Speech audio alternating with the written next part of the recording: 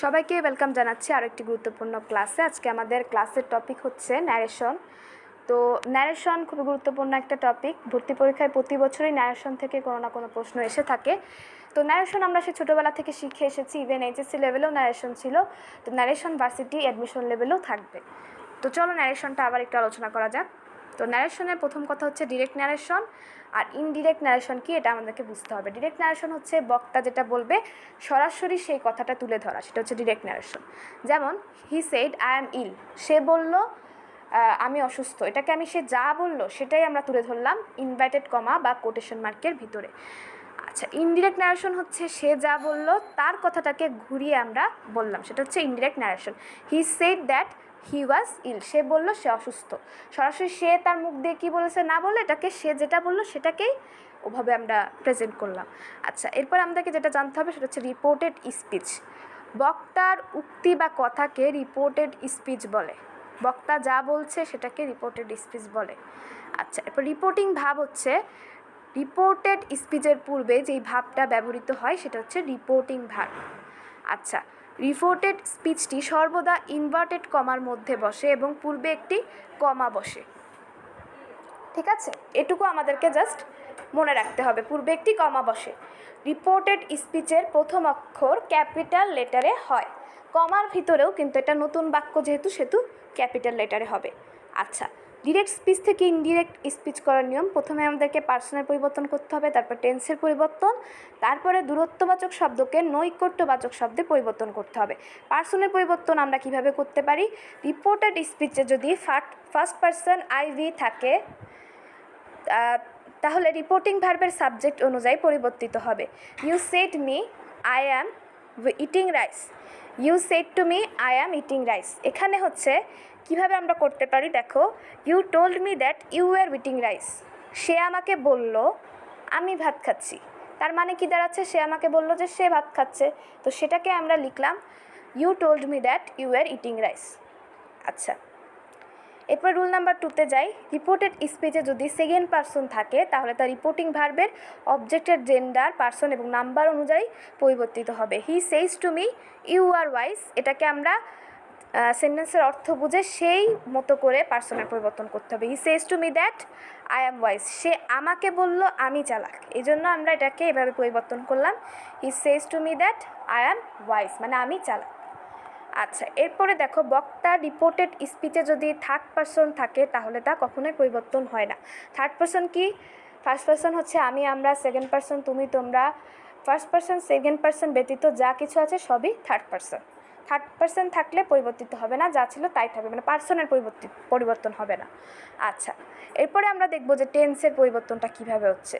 টেন্সের পরিবর্তনের ক্ষেত্রে আমরা জাস্ট এটুকু মনে রাখবো যে সব কিছুকে আমাদেরকে পাস্টে নিয়ে যেতে হবে। প্রেজেন্ট ইনডিফিনিট থাকলে পাস্ট ইনডিফিনিট, প্রেজেন্ট কন্টিনিউয়াস থাকলে পাস্ট কন্টিনিউয়াস। জাস্ট একটা সেটা হচ্ছে যে পাস্ট ইনডিফিনিট থাকলে আমরা কী করবো? পাস্ট ইনডিফিনিট থাকলে আমরা পাস্ট পারফেক্টে নিয়ে যাব। শ্যাল উইল পরিবর্তিত হয়ে উড বসবে, ক্যান মে পরিবর্তিত হয়ে কুড মাইট বসবে।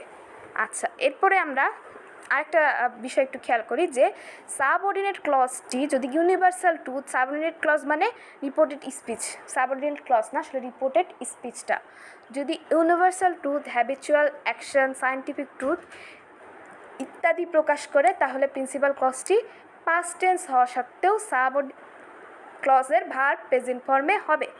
ঠিক আছে, অবশ্যই এটা প্রেজেন্ট ফর্মে হবে এবং কোনো পরিবর্তন করা যাবে না। ঠিক আছে, honesty is the best policy, ওখানে ওরকমই রেখে দিতে হবে, honesty is the best policy. আর আরেকটা জিনিস লক্ষণীয় যে ডিরেক্ট থেকে ইনডিরেক্ট করতে গেলে একটা দ্যাট আনতে হবে, ইনভার্টেড কমাটা তুলে দিতে হবে, এই হচ্ছে কাজ। আচ্ছা, এরপর আমরা দেখব যে নৈকট্যবাচক শব্দকে দূরত্ববাচক শব্দে পরিণত করতে হবে। আচ্ছা, প্রথমে দিস থেকে থাকলে দ্যাট, দিস THESE থাকলে দোজ, নাউন থাকলে দেন, হেয়ার থাকলে দেয়ার, হিদার থাকলে দিদার, হেন্স থাকলে দেন্স, টুডে থাকলে দ্যাট ডে, টুমোরো থাকলে দ্য নেক্সট ডে, ইয়েস্টারডে থাকলে দ্য প্রিভিয়াস ডে, এভাবে। আচ্ছা, বিভিন্ন সেন্টেন্সে ন্যারেশনের পরিবর্তন, অ্যাসার্টিভ সেন্টেন্স কীভাবে চেঞ্জ করবে এটা আমরা আগেই দেখে এসেছি, এগুলো সব অ্যাসার্টিভের রুল।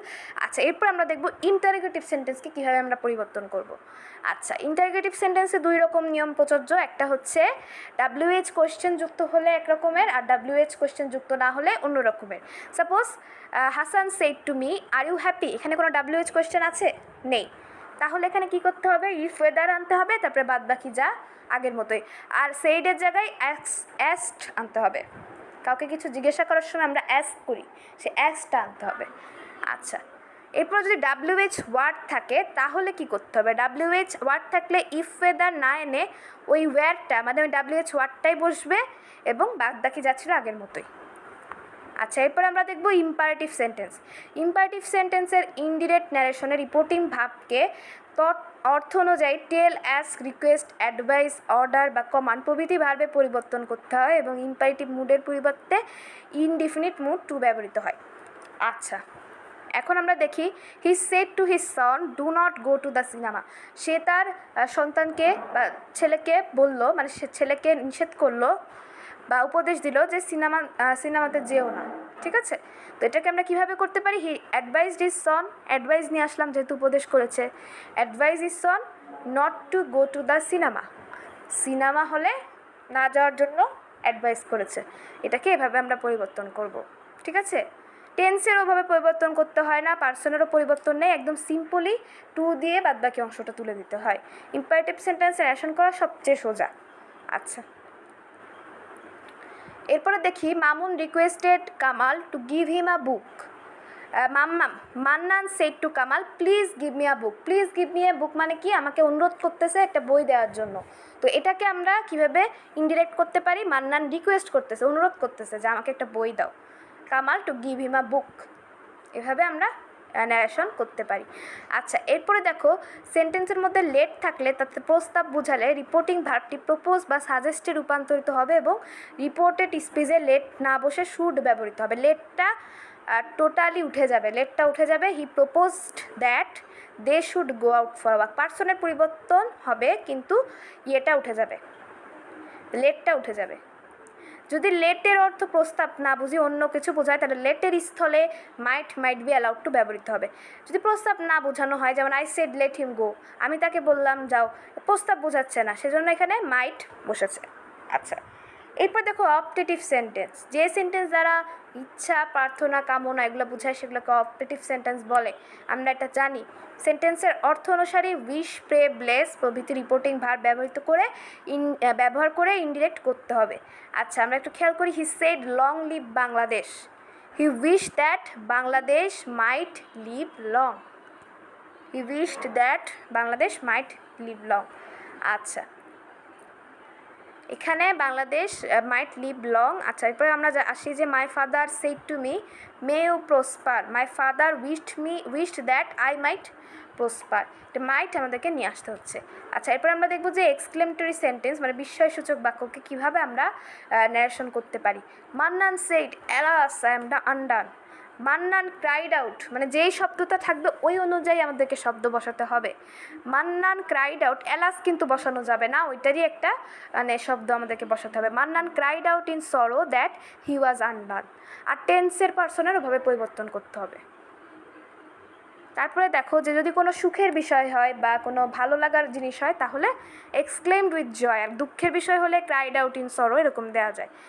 সুখের বিষয় what a nice flower it is, এটাকে আমরা কীভাবে করতে পারি, Mannan exclaimed with joy that it was a very nice flower. এভাবে আমরা ন্যারেশন করতে পারি। আজকে ক্লাস এ পর্যন্তই, সবাইকে অনেক ধন্যবাদ সাথে থাকার জন্য।